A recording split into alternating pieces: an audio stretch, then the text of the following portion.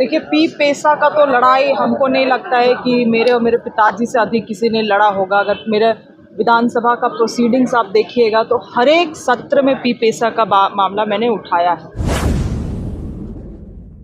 झारखंड मंत्रालय में आज मुख्यमंत्री हेमंत सोरेन की अध्यक्षता में एक महत्वपूर्ण बैठक रखी गई थी, कैबिनेट की बैठक रखी गई थी और आज इस अहम बैठक में 10 फैसले लिए गए हैं। किन प्रस्तावों पर मुहर लगी है यह तो आपको बताएंगे ही। साथ ही जब कैबिनेट के बैठक के बाद शिल्पी नेहा तिर्की, जो कि राज्य की अब नवनियुक्त कृषि मंत्री है, जब बाहर निकली और उनसे पेसा कानून को लेकर के सवाल किया गया तो उन्होंने बताया कि हमारे बाबा और हम पेसा कानून के लिए लगातार लड़ रहे हैं और हर एक विधानसभा सत्र में भी हमारे बाबा भी शुरू से पेसा कानून को लेकर के आवाज उठाते आए हैं। और पेसा कानून के लिए बहुत बड़ी मांग हो रही है, खासकर आदिवासी समुदाय की ओर से कहा जा रहा है कि पेसा कानून में बनाने में जो देरी हो रही है, इससे जनभावनाएं आहत हो रही है। देखिए, पी पेसा का तो लड़ाई हमको नहीं लगता है कि मेरे और मेरे पिताजी से अधिक किसी ने लड़ा होगा। अगर मेरे विधानसभा का प्रोसीडिंग्स आप देखिएगा तो हर एक सत्र में पी पेसा का मामला मैंने उठाया है। देखिए, और मैंने इस बात को भी कहा है कि जो नियमावली सरकार के द्वारा तैयार की गई है उसे लागू करने में कोई हर्ज नहीं है, बशर्ते कि हम लोग पी पेसा का नियमावली पी पेसा का कानून के तहत ही लागू करें, ना कि पंचायती राज अधिनियम 2001।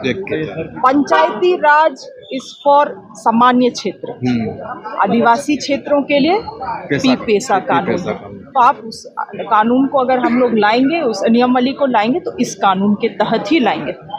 और मुझे याद है ट्राइब्स एडवाइजरी काउंसिल बैठक जब हो रही थी, जब उसकी मैं मेंबर हुआ करती थी, तो इसको कैबिनेट से भी पारित कराया जा रहा, हमारे जो वो ये था ट्राइब्स एडवाइजरी काउंसिल, वहाँ से भी इसको पारित कराया जा रहा था, मगर मैंने ही इसका जोरदार विरोध किया था कि ये अगर लागू होगा तो पी पेसा के तहत और ना कि पंचायती राज अधिनियम के तहत।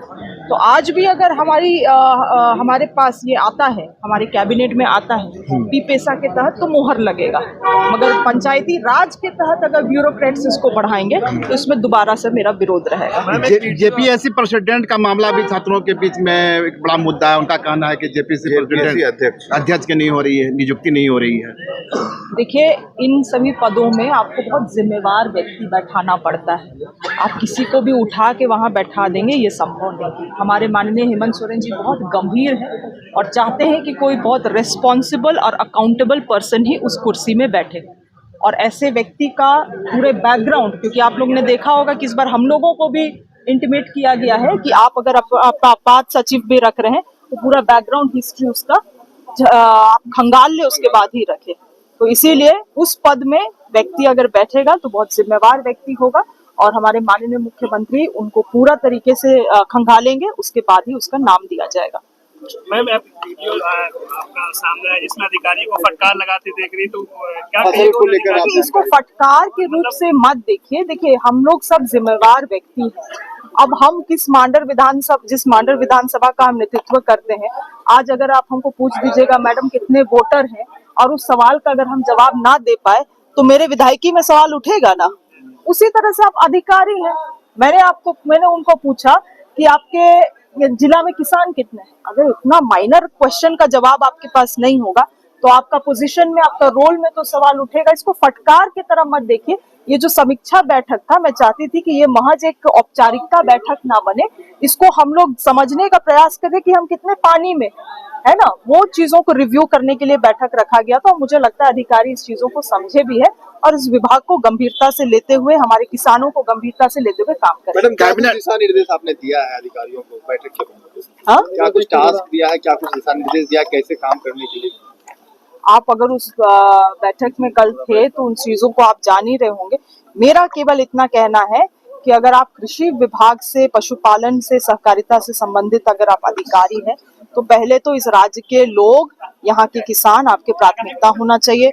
उठते सोते जागते हम किसानों को कैसे बेहतर बनाएं, इस राज्य को कैसे आत्मनिर्भर बनाएं, यही हमारा मोटो होना चाहिए और इसी दिशा में उनको काम करने के लिए निर्देश। कैबिनेट बैठक के पहले देखा गया, आप खासकर आपके मंत्रालय में समीक्षाओं का एक लंबा दौर चला, आप लगातार समीक्षा। और भी लोग, देखिए, जब तक विभाग को आप समझेंगे नहीं, आप कैसे उस चीजों में ये कर सकते हैं। प्लस हमारे माननीय हेमंत सोरेन जी ने हम सभी माननीयों को निर्देशित भी किया है कि पहले तो 2 महीना 3 महीना में अपने विभाग को समझ लीजिए आप, उसके बाद हम कुछ एक्शन में आएंगे। तो वही हम जो उन्होंने हमें टास्क दिया है वही टास्क को हम लोग मैया सब सम्मान कर रहे हैं। योजना की राशि कब आने जा रही है? बहुत जल्द इसी महीने में।